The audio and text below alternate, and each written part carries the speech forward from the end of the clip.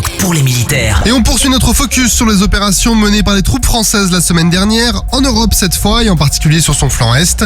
Le commandement de l'OTAN, Aircom, a organisé l'exercice Ramstein Legacy en Bulgarie et en Roumanie. Cet exercice majeur de l'Alliance se concentre sur la défense aérienne et antimissile. Tous les 2 ans, il cherche à approfondir l'interopérabilité technique, tactique et opérationnelle dans le domaine de la défense aérienne, le tout dans un environnement proche du réel.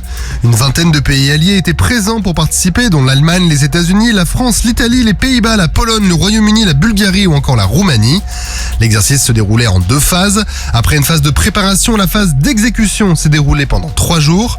Lors de cette séquence, les avions de chasse alliés comme les F-18 finlandais et les F-16 roumains, mais aussi les AWACS allemands et américains, ont été engagés lors de scénarios d'attaque fictifs.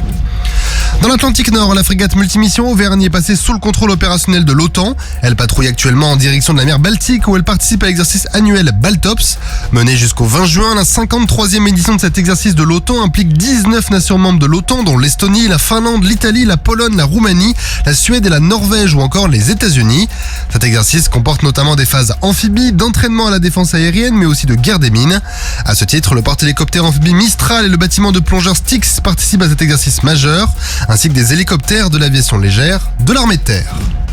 De son côté, le chasseur de mines Cefe, qui a été intégré au groupe de guerre des mines OTAN, a mis à profit une escale à Malmö en Suède pour affirmer les liens qui unissent désormais l'OTAN et la Suède, récemment intégrés à l'Alliance. L'ensemble du groupe a ensuite appareillé de Malmö pour rejoindre la Norvège et ses fjords dans le cadre d'une reconfiguration tactique.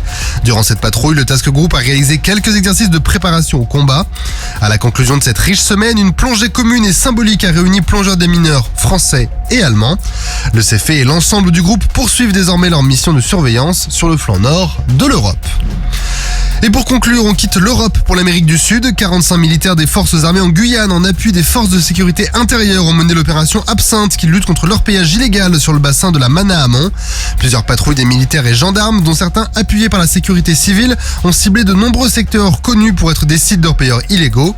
En saturant un bassin historiquement exploité par la Garimperos, cette mission a permis la destruction d'avoirs criminels estimés à 1,4 million d'euros. Sur terre, sur mer, comme dans les airs. Skyrock PLM, on équipe avec Cuneo, la mutuelle des forces armées.